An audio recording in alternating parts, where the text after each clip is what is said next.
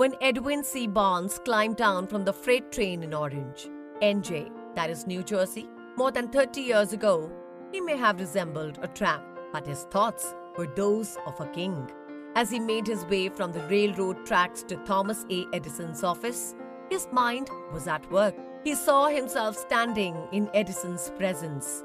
He heard himself asking Mr. Edison for an opportunity to carry out the one consuming obsession of his life, a burning desire to become the business associate of the great inventor. Barnes' desire was not a hope. It was not a wish. It was a keen, pulsating desire which transcended everything else. It was definite. The desire was not new when he approached Edison. It had been Barnes' dominating desire for a long time. In the beginning, when the desire first appeared in his mind, it may have been, probably was, only a wish. But it was not a mere wish when he appeared before Edison with it. A few years later, Edwin C. Barnes again stood before Edison in the same office where he first met the inventor. This time, his desire had been translated into reality. He was in business with Edison. The dominating dream of his life had become a reality. Today, people who know Barnes envy him. Because of the break life yielded him, they see him in the days of his triumph without taking the trouble to investigate the cause of his success.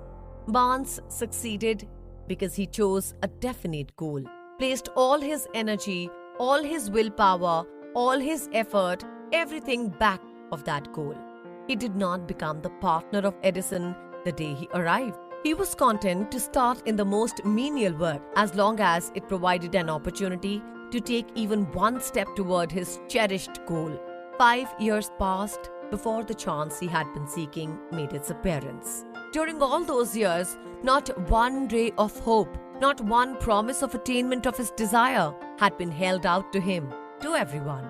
Except himself, he appeared only another cog in the Edison business wheel. But in his own mind, he was a partner of Edison every minute of the time, from the very day that he first went to work there. It is a remarkable illustration of the power of a definite desire.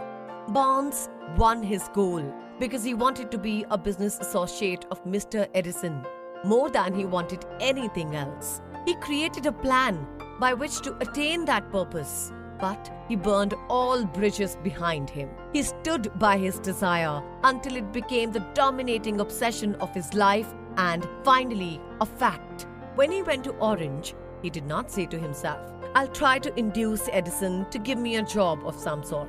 He said, "I will see Edison and put him on notice that I've come to go into business with him."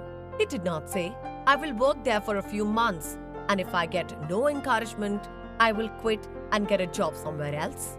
He did say, "I will start anywhere. I will do anything Edison tells me to do.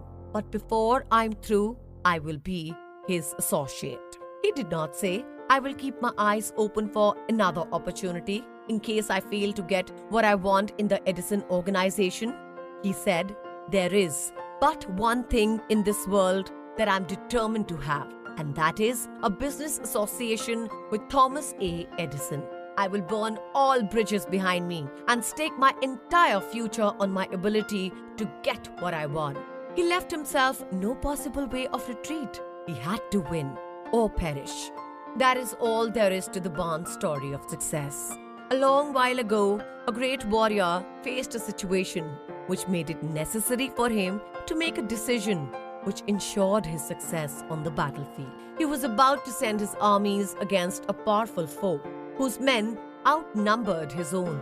He loaded his soldiers into boats, sailed to the enemy's country, unloaded soldiers and equipment, then gave the order to burn the ships that had carried them.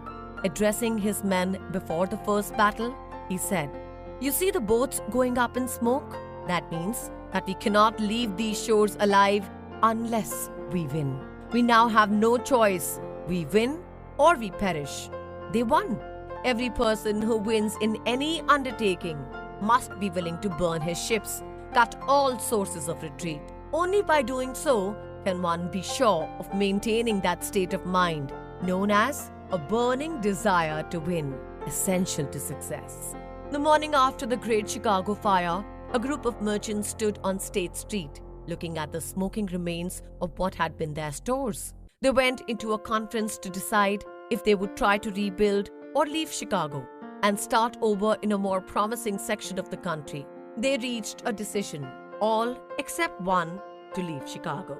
The merchant who decided to stay and rebuild pointed a finger at the remains of his store and said, "Gentlemen, on that very spot, I will build the world's greatest store, no matter how many times it may burn down." That was more than 50 years ago. The store was built. It stands there, a towering monument to the power of that state of mind known as a burning desire. The easy thing for Marshall Field to have done would have been exactly what his fellow merchants did. When the going was hard and the future looked dismal, they pulled up and went where the going seemed easier. Mark well this difference between Marshall Field and the other merchants, because it is the same difference which distinguishes Edwin C. Barnes from thousands of other young men who have worked in the Edison organization. It is the same difference which distinguishes practically all who succeed from those who fail. Every human being who reaches the age of understanding of the purpose of money wishes for it. Wishing will not bring riches, but desiring riches with a state of mind that becomes an obsession, then planning definite ways and means to acquire riches, and backing those plans with persistence which does not recognize failure will bring riches. The method by which desire for riches can be transmuted into its financial equivalent consists of 6 definite practical steps, which are: fix in your mind the exact amount of money you desire. It is not sufficient merely to say, "I want plenty of money." Be definite as to the amount. There is a psychological reason for definiteness, which will be described in a subsequent chapter. Determine exactly what you intend to give in return for the money you desire. There is no such reality as something for nothing. Establish a definite date when you intend to possess the money you desire. Create a definite plan for carrying out your desire and begin at once, whether you're ready or not, to put this plan into action. Write out a clear, concise statement of the amount of money you intend to acquire. Name the time limit for its acquisition. State what you intend to give in return for the money, and describe clearly the plan through which you intend to accumulate it. Read your written statement aloud twice daily, once just before retiring at night and once after arising in the morning. As you read, see and feel and believe yourself already in possession of the money. It's important that you follow the instructions described in these 6 steps. It is especially important that you observe and follow the instructions in the 6th paragraph. You may complain that it is impossible for you to see yourself in possession of money before you actually have it. Here is where the burning desire will come to your aid.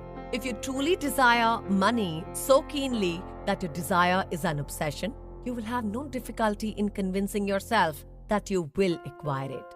The object is to want money and to become so determined to have it that you convince yourself you will have it. Only those who become money conscious ever accumulate great riches. Money consciousness means that the money has become so thoroughly saturated with the desire for money that one can see oneself already in possession of it. To the uninitiated, who has not been schooled in the working principles of the human mind, these instructions may appear impractical. It may be helpful to all those who fail to recognize the soundness of the 6 steps to know that the information they convey was received from Andrew Carnegie, who began as an ordinary laborer in the steel mills, but managed, despite his humble beginning, to make these principles yield him a fortune of considerably more than $100 million. It may be of further help to know that the 6 steps here recommended were carefully scrutinized by the late Thomas A. Edison, who placed his stamp of approval upon them as being not only the steps essential for the accumulation of money, but necessary for the attainment of any definite goal. The steps call for no hard labor. They call for no sacrifice. They do not require one to become ridiculous or credulous. To apply them calls for no greater amount of education. But the successful application of these 6 steps does call for sufficient imagination to enable one to see and to understand that accumulation of money cannot be left to chance, good fortune, and luck. One must realize that all those who have accumulated great fortunes first did a certain amount of dreaming, hoping, wishing, desiring, and planning before they acquired money. You may as well know right here that you can never have riches in great quantities unless you can work yourself into a white heat of desire for money and actually believe you will possess it. You may as well know also that every great leader from the dawn of civilization down to the present was a dreamer. Christianity is the greatest potential power in the world today because its founder was an intense dreamer who had the vision and the imagination to see realities in their mental and spiritual form before they had been transmuted into physical form. If you do not see great riches in your imagination, you will never see them in your bank balance.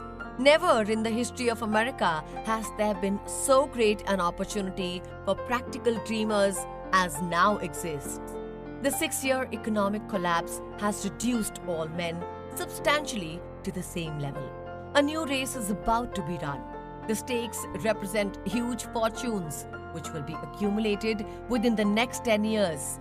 The rules of the race have changed because we now live in a changed world that definitely favors the masses, those who had but little or no opportunity to win under the conditions existing during the Depression when fear paralyzed growth and development.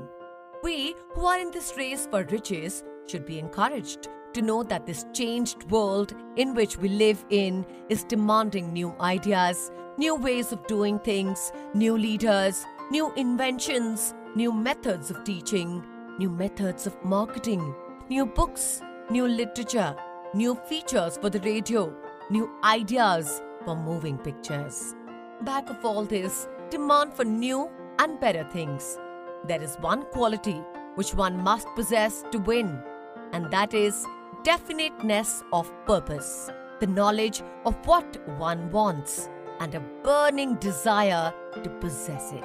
The business depression marked the depth of one age and the birth of another.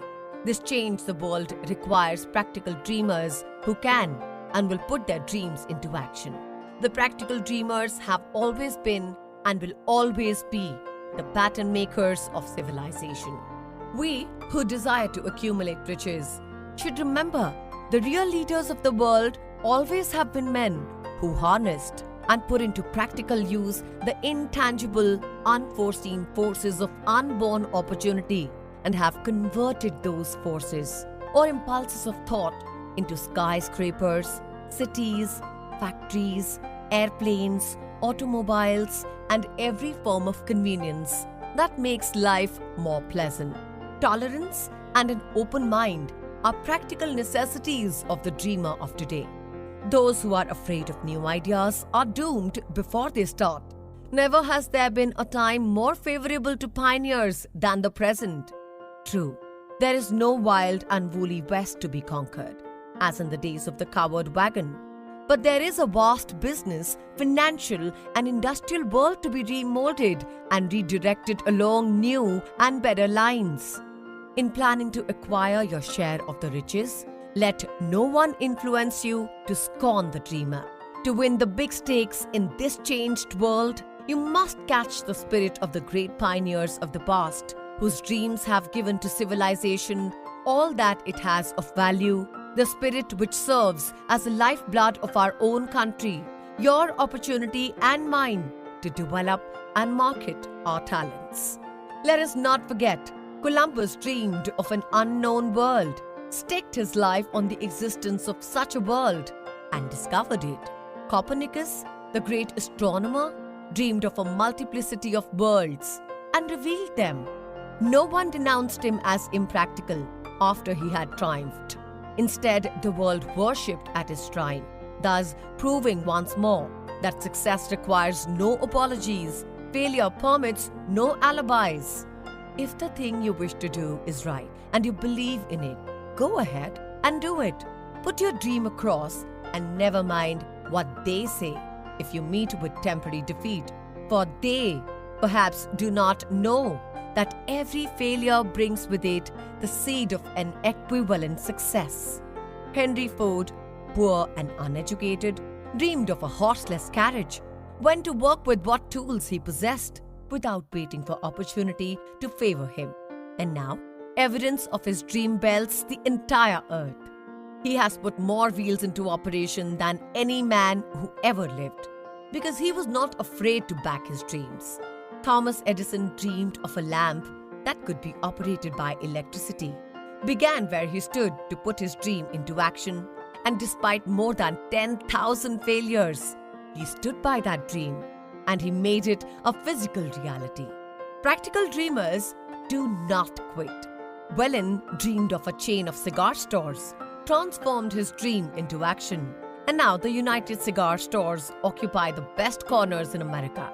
Lincoln dreamed of freedom for the black slaves, put his dream into action, and barely missed living to see a united North and South translate his dream into reality. The Wright brothers dreamed of a machine that would fly through the air. Now one may see evidence all over the world that they dreamed soundly. Marconi dreamed of a system for harnessing the intangible forces of the ether. Evidence that he did not dream in vain may be found in every wireless and radio in the world. Moreover, Marconi's dream brought the humblest cabin and the most stately manor house side by side. It made the people of every nation on earth backdoor neighbors. It gave the President of the United States a medium by which he may talk to all the people of America at one time and on short notice. It may interest you to know that Marconi's friends had him taken into custody and got him examined in a psychopathic hospital when he announced that he had discovered a principle through which he could send message through the air without the aid of wires or other direct physical means of communication. The dreamers of today fare better. The world has become accustomed to new discoveries. Nay, it has shown a willingness to reward the dreamer who gives the world a new idea. The greatest achievement was, at first and for a time, but a dream. The oak sleeps in the acorn. The bird waits in the egg, and the highest vision of the soul, a waking angel stirs. Dreams are the seedlings of reality. Awake, arise, and assert yourself. You dreamers of the world, your star is now in the ascendancy. The World Depression brought the opportunity you've been waiting for. It taught people humility, tolerance, and open-mindedness. The world is filled with an abundance of opportunity, what the dreamers of the past never knew. A burning desire to be and to do is the starting point from which the dreamer must take off. Dreams are not born of indifference, laziness, or lack of ambition. The world no longer scoffs at the dreamer nor calls him impractical. If you think it does, take a trip to Tennessee and witness what a dreamer president has done in the way of harnessing and using the great water power of America a score of years ago. Such a dream would have seemed like madness. You have been disappointed, you have undergone defeat during the Depression, you have felt the great heart within you crushed until it bled. Take courage, for these experiences have tempered the spiritual metal of which you're made. They are assets of incomparable value. Remember too that all who succeed in life get off to a bad start and pass through many heartbreaking struggles before they arrive. The turning point in the lives of those who succeed usually comes at the moment of some crisis through which they are introduced to their other halves. Johnny Bunyan wrote The Pilgrim's Progress, which is among the finest of all English literature, after he had been confined in prison and sorely punished because of his views on the subject of religion. Henry discovered the genius which slept within his brain after he had met with great misfortune and was confined in a prison cell in Columbus, Ohio.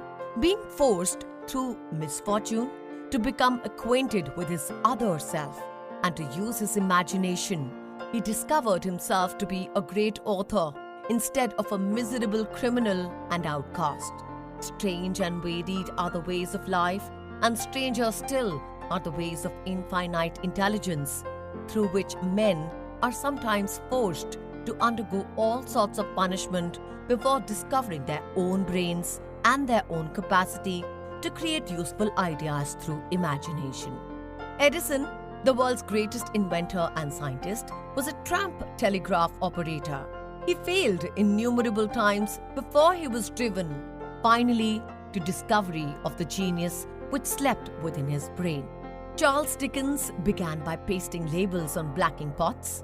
The tragedy of his first love penetrated the depths of his soul and converted him into one of the world's truly great authors. The tragedy produced, first, David Copperfield, then a succession of other works that made this a richer and better world for all who read his books.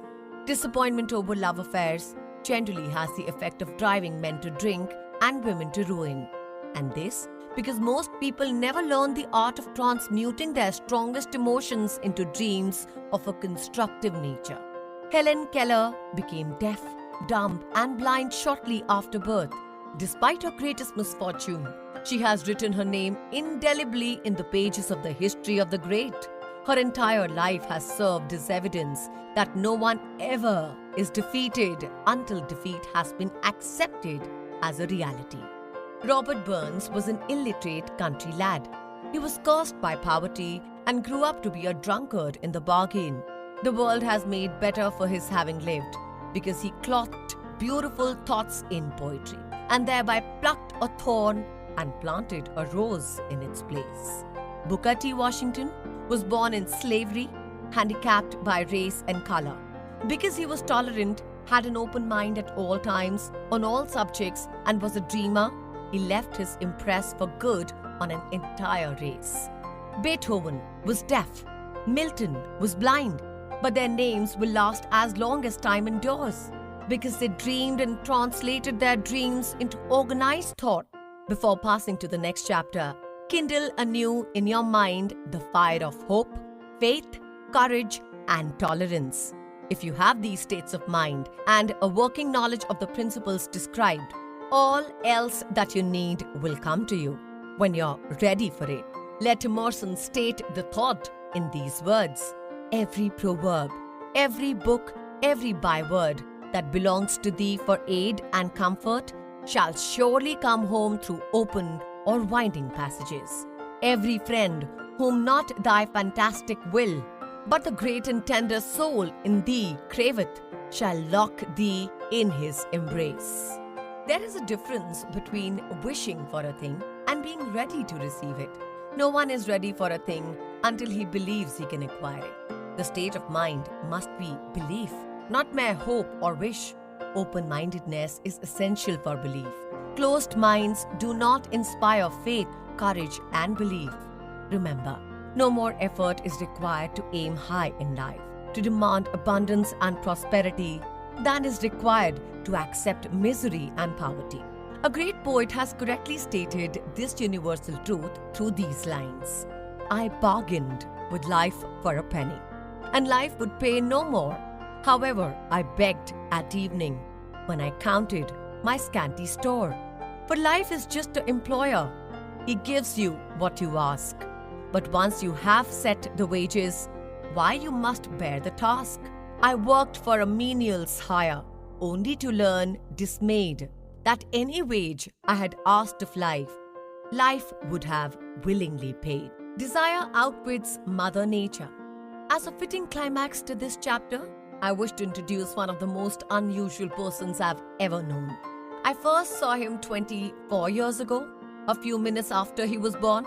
He came into the world without any physical sign of years, and the doctor admitted, when pressed for an opinion, that the child might be deaf and mute for life. I challenged the doctor's opinion. I had the right to do so. I was the child's father. I too reached a decision and rendered an opinion, but I expressed the opinion silently in the secrecy of my own heart. I decided that my son would hear and speak. Nature could send me a child without tears, but nature could not induce me to accept the reality of the affliction. In my own mind, I knew that my son would hear and speak. How? I was sure there must be a way, and I knew I would find it. I thought of the words of the immortal Emerson. The whole course of things goes to teach us faith. We only need to obey. There is guidance for each of us, and by lowly listening, we shall hear the right word. The right word? Desire. More than anything else, I desired that my son should not be a deaf mute. From that desire, I never receded, not for a second. Many years previously, I had written, our only limitations are those we set up in our own minds. For the first time, I wondered if that statement were true. Lying on the bed in front of me was a newly born child, without the natural equipment of hearing. Even though he might hear and speak, he was obviously disfigured for life. Surely, this was a limitation which that child had not set up in his own mind. What could I do about it? Somehow I would find a way to transplant into that child's mind my own burning desire for ways and means of conveying sound to his brain without the aid of ears. As soon as the child was old enough to cooperate, I would fill his mind so completely with a burning desire to hear that nature would, by methods of her own, translate it into physical reality. All this thinking took place in my own mind, but I spoke of it to no one. Every day I renewed the pledge I had made to myself not to accept a deaf mute for his son. As he grew older and began to take notice of things around him, we observed that he had a slight degree of hearing. When he reached the age when children usually begin talking, he made no attempt to speak, but we could tell by his actions that he could hear certain sounds slightly. That was all I wanted to know. I was convinced that if he could hear, even slightly, he might develop still greater hearing capacity. Then something happened which gave me hope. It came from an entirely unexpected source. We bought a Victrola. When the child heard the music for the first time, he went into ecstasies and promptly appropriated the machine. He soon showed a preference for certain records. Among them, It's a Long Way to Tipperary. On one occasion, he played that piece over and over for almost 2 hours, standing in front of the Victrola with his teeth clamped on the edge of the case.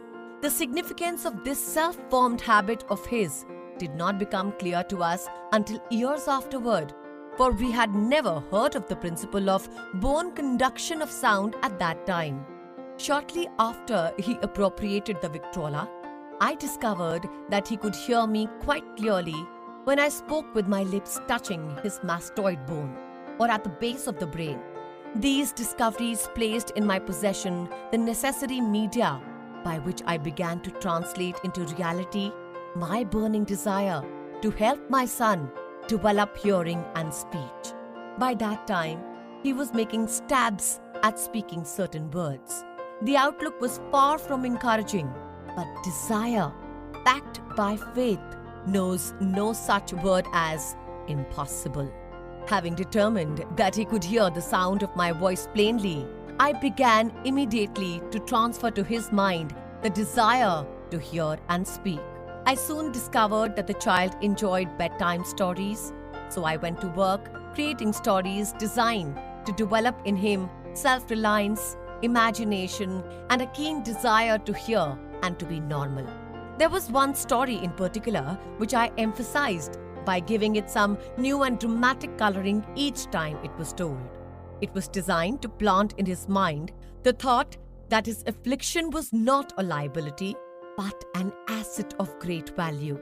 Despite the fact that all the philosophy I had examined clearly indicated that every adversity brings with it the seed of an equivalent advantage, I must confess that I had not the slightest idea how this affliction could ever become an asset. However, I continued my practice of wrapping that philosophy in bedtime stories, hoping the time would come when he would find some plan by which his handicap could be made to serve some useful purpose. Reason told me plainly that there was no adequate compensation for the lack of ears and natural hearing equipment. Desire, backed by faith, pushed reason aside and inspired me to carry on. As I analyze the experience in retrospect, I can see now that my son's faith in me had much to do with the astounding results. He did not question anything I told him. I sold him the idea that he had a distinct advantage over his older brother, and that this advantage would reflect itself in many ways. For example, the teachers in school would observe that he had no ears, and because of this, they would show him special attention and treat him with extraordinary kindness. They always did. His mother saw to that by visiting the teachers and arranging with them to give the child the extra attention necessary. I sold him the idea too that when he became old enough to sell newspapers, his older brother had already become a newspaper merchant, he would have a big advantage over his brother for the reason that people would pay him extra money for his wares because they could see that he was a bright, industrious boy despite the fact he had no ears. We could notice that gradually the child's hearing was improving. Moreover, he had not the slightest tendency to be self-conscious because of his affliction. When he was about 7, he showed the first evidence that our method of servicing his mind was bearing fruit. For several months, he begged for the privilege of selling newspapers, but his mother would not give her consent. She was afraid that his deafness made it unsafe for him to go on the street alone. Finally, he took matters in his own hands. One afternoon, when he was left at home with the servants, he climbed through the kitchen window, shinnied to the ground, and set out on his own. He borrowed 6 cents in capital from the neighborhood shoemaker, invested it in papers, sold out, reinvested, and kept repeating until late in the evening. After balancing his accounts and paying back the 6 cents he had borrowed from his banker, he had a net profit of 42 cents. When we got home that night, we found him in bed asleep, with the money tightly clenched in his hand. His mother opened his hand, removed the coins, and cried. Of all things, crying over her son's first victory seemed so inappropriate. My reaction was the reverse. I laughed heartily, for I knew that my endeavor to plant in the child's mind an attitude of faith in himself had been successful. His mother saw in his first business venture a little deaf boy who had gone out in the streets and risked his life to earn money. I saw a brave, ambitious, self-reliant little businessman whose stock in himself had been increased 100% because he had gone into business on his own initiative and had won. The transaction pleased me because I knew that he had given evidence of a trait of resourcefulness that would go with him all through life. Later events proved this to be true. When his older brother wanted something, he would lie down on the floor, kick his feet in the air, cry for it, and get it. When the little deaf boy wanted something, he would plan a way to earn the money, then buy it for himself. He still follows that plan. Truly, my own son has taught me that handicaps can be converted into stepping stones on which one may climb towards some worthy goal unless they are accepted as obstacles and used as alibis. The little deaf boy went through the grades, high school and college without being able to hear his teachers, excepting when they shouted loudly at close range. He did not go to a school for the deaf. We would not permit him to learn the sign language. We were determined that he should live a normal life and associate with normal children, and we stood by that decision, although it cost us many heated debates with school officials. While he was in high school, he tried an electrical hearing aid, but it was of no value to him. We believed to a condition that was disclosed when the child was 6 by Dr. J. Gordon Wilson of Chicago, when he operated on one side of the boy's head and discovered that there was no sign of natural hearing equipment. During his last week in college, 18 years after the operation, something happened which marked the most important turning point of his life. Through what seemed to be a mere chance, he came into possession of another electrical hearing device, which was sent to him on trial. He was slow about testing it due to his disappointment with a similar device. Finally, he picked the instrument up and more or less carelessly placed it on his head, hooked up the battery, and whoa, as if by a stroke of magic, his lifelong desire for normal hearing became a reality. For the first time in his life, he heard practically as well as any person with normal hearing. God moves in mysterious ways, his wonders to perform. Overjoyed because of the changed world which had been brought to him through his hearing device, he rushed to the telephone, called his mother, and heard her voice perfectly. The next day, he plainly heard the voices of his professors in class for the first time in his life. Previously, he could hear them only when they shouted at short range. He heard the radio. He heard the talking pictures. For the first time in his life, he could converse freely with other people without the necessity of their having to speak loudly. Truly, he had come into possession of a changed world. We had refused to accept nature's error, and by persistent desire, we had induced nature to correct that error through the only practical means available. Desire had commenced to pay dividends. But the victory was not yet complete. The boy still had to find a definite and practical way to convert his handicap into an equivalent asset, hardly realizing the significance of what had already been accomplished, but intoxicated with the joy of his newly discovered world of sound. He wrote a letter to the manufacturer of the... Shortly after he became associated with the manufacturer of his hearing aid, he invited me to attend a class conducted by his company for the purpose of teaching deaf mutes to hear and to speak. I'd never heard of such a form of education. Therefore, I visited the class, skeptical but hopeful that my time would not be entirely wasted. Here I saw a demonstration which gave me a greatly enlarged vision of what I had done to arouse and keep alive in my son's mind the desire for normal hearing. I saw deaf mutes actually being taught to hear and to speak through application of the same principle I had used more than 20 years previously in saving my son from deaf mutism. Thus, through some strange turn of the wheel of fate, my son, Blair, and I have been destined to aid in correcting deaf mutism for those as yet unborn, because we are the only living human beings, as far as I know, who have established definitely the fact that deaf mutism can be corrected to the extent of restoring to normal life those who suffer with this affliction. It has been done for one, it will be done for others. There is no doubt in my mind that Blair would have been a deaf mute all his life if his mother and I had not managed to shape his mind as we did. The doctor who attended at his birth told us, confidentially, the child might never hear or speak. A few weeks ago, Dr. Irving Voorhees, a noted specialist on such cases, examined Blair very thoroughly. He was astounded when he learned how well my son now hears and speaks, and said his examination indicated that theoretically the boy should not be able to hear at all. But the lad does hear, despite the fact that X-ray pictures show there is no opening in the skull whatsoever from where his ears should be to the brain. When I planted in his mind the desire to hear and talk and live as a normal person, there went with that impulse some strange influence which caused nature to become bridge builder and span the gulf of silence between his brain and the outer world by some means which the keenest medical specialists have not been able to interpret.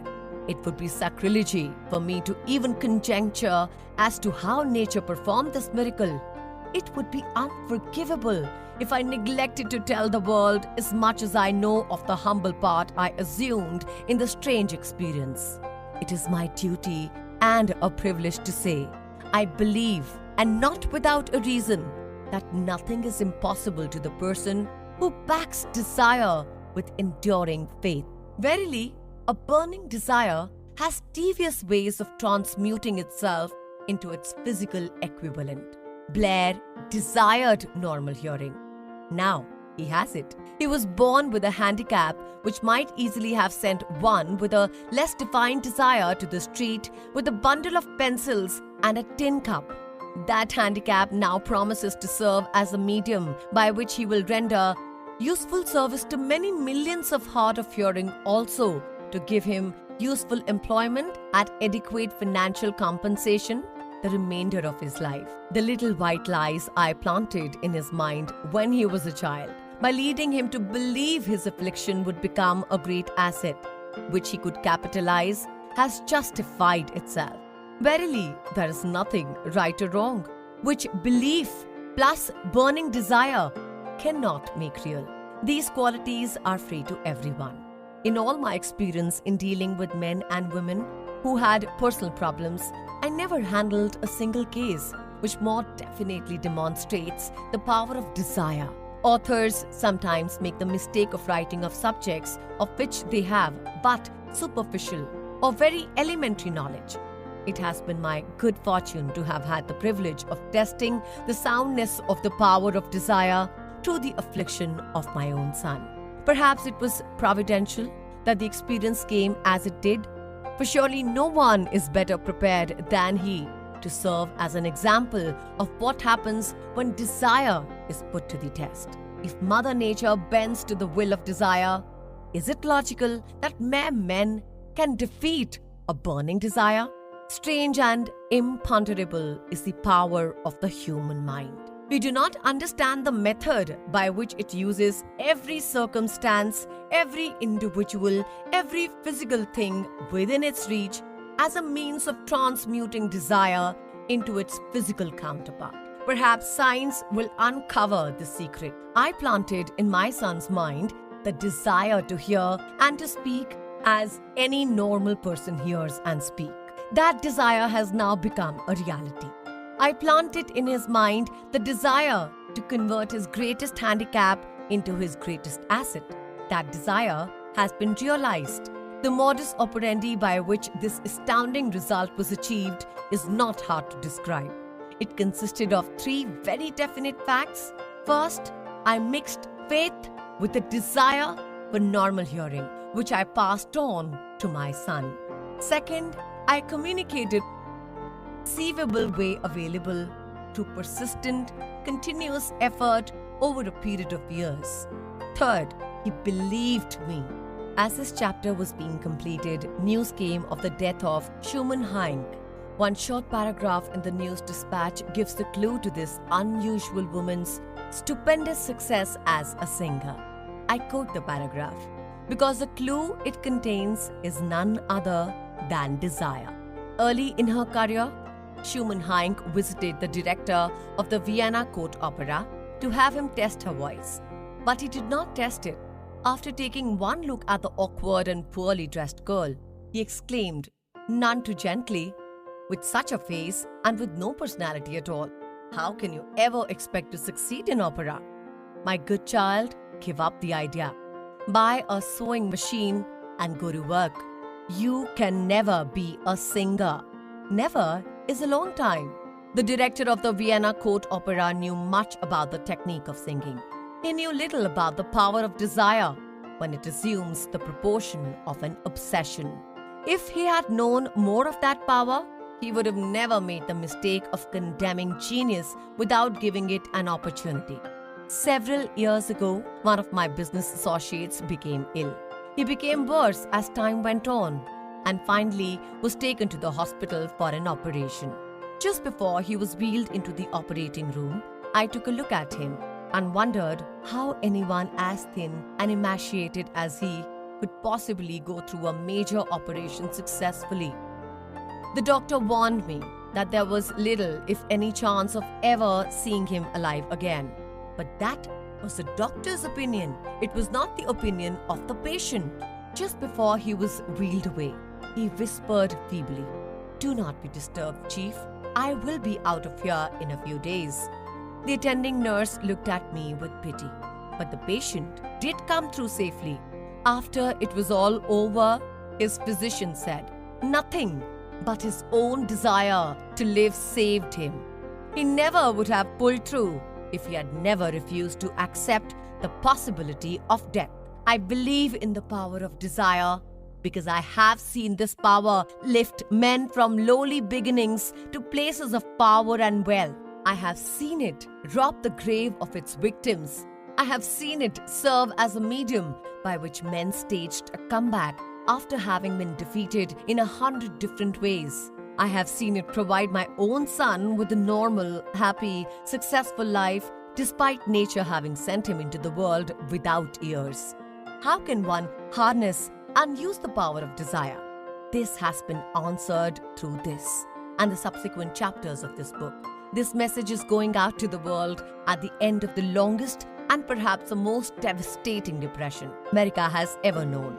It is reasonable to presume that the message may come to the attention of many who have been wounded by the depression, those who have lost their fortunes, others who have lost their positions, and great numbers who might reorganize their plans and stage a comeback.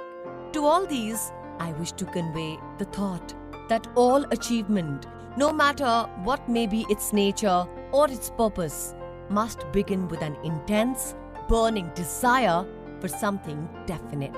Through some strange and powerful principle of mental chemistry, which she has never divulged, nature wraps up in the impulse of strong desire, that something which recognizes no such word as impossible and accepts no such reality as failure.